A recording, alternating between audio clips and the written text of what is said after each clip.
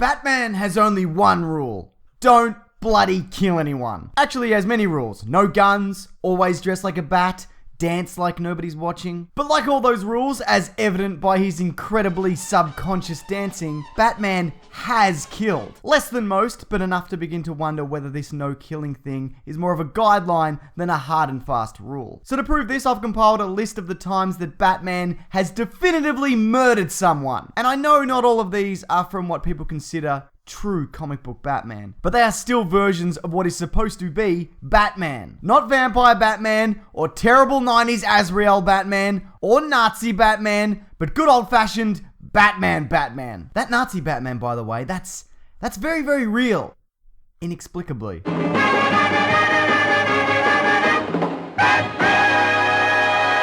I could easily go 1 to 5 on this list of situations where Batman has killed in the movies. Hell, I could probably go 1 to 50. To be fair though, sometimes the deaths he causes are a result of inaction rather than action. Like the time he left Ra's al Ghul to die on that train. And sometimes they're a result of him doing something that unwittingly leads to a casualty. Like the time he made Two-Face fall to his death twice. And I'm even going to put the Joker's death from Batman 89 in this same category and assume that he miscalculated the structural integrity of that gargoyle. The rest of the time though, well, he just flat out murders a bunch of people. He turfs this henchman to his death in what looks like Tim Burton's summer vacation house, sets this guy on fire, ensuring his last moments on Earth are as agonizing as possible, sticks a bomb down this thug's pants before kicking him into a hole, and let's not forget the time that he refused to execute that one criminal, instead opting for exploding a temple full of ninjas. I guess they were bad ninjas though, so don't worry about it. To be fair, we haven't exactly had a comic accurate live action Batman as of yet, as that Batman most of the time goes well out of his way to ensure nobody dies. Basically is more likely to slap a gun out of the Joker's hand when he tries to kill himself than grappling hook him to a gargoyle. Oh, by the way, this is worth mentioning. In that cancelled DC film Justice League Mortal, Batman was to snap the main villain's neck at the end on national television. What a bloody legend.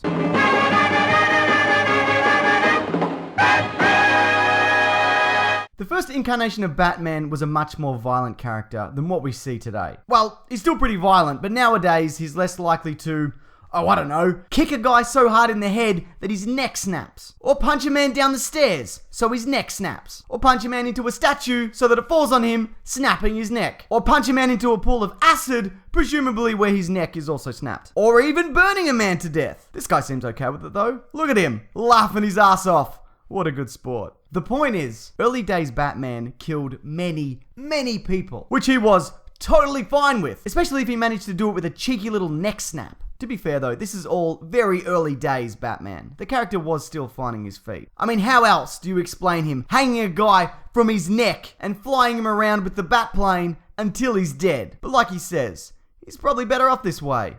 That doesn't seem right.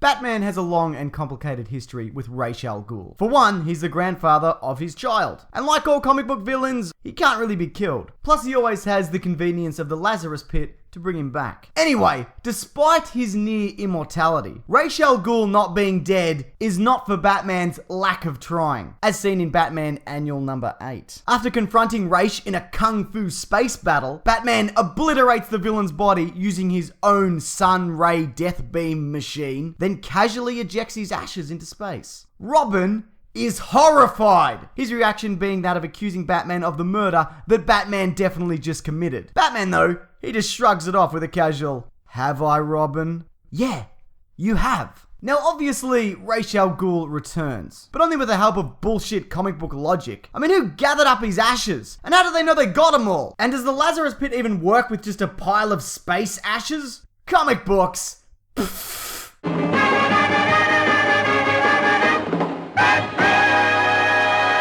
This next one's an Elseworld story, which means it's not in what's considered true Batman canon. But if you really have a problem with that, here's a recent panel of Batman punching a guy so that he then stumbles in front of a speeding train. You happy? Anyways, Son of the Demon features a Batman Ra's al Ghul team up, where at the end Batman kicks the villain in the face, causing him to get wrapped up in some electrified cables and then being fried to death. That is brutal. But not as brutal as earlier in the book, where he leaps inside a flying helicopter, punches everyone within punching reach, then casually escapes as the helicopter explodes, killing everyone on board. And remember, if you're not happy with this as my number 2, well, here's that speeding train thing again.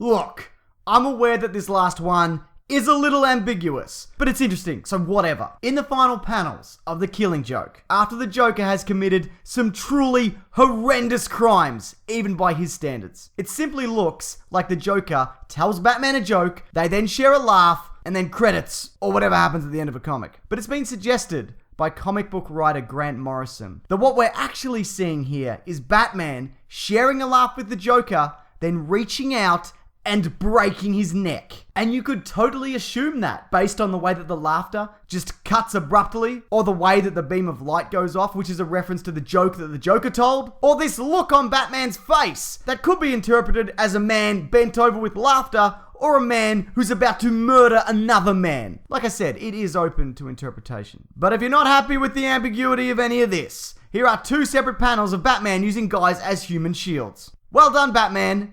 Never change. Thanks everyone, and if you liked this, why not check out my podcast, The Weekly Planet? Maybe even specifically our episode on best Batman moments. I'll link to that below if you're interested. Also, do you think Batman should actually kill the Joker? I'd love to know your thoughts. So leave them below or via my Twitter and Facebook pages, both ending in Mr. Sunday Movies, if you have anything to share. Thanks everyone, take care.